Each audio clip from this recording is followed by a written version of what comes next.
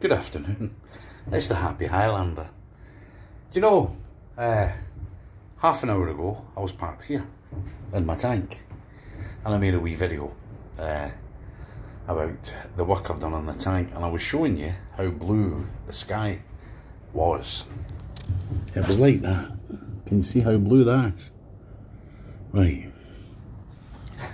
So I went down into the village, went to the shop, got some supplies, and that's the colour of the sky now. The sky's gone silver. I wonder how that happened. Come on, we'll go outside and have a wee look, shall we?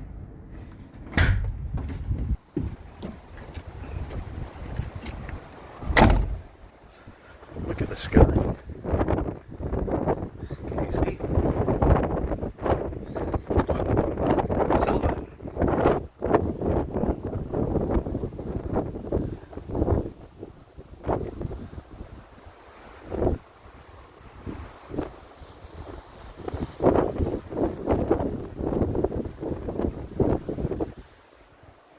The sky was blue before, and I noticed there was a lot of aeroplanes in the sky, and it seemed like they needed a new exhaust, because there's an awful lot of smoke coming out of their exhaust.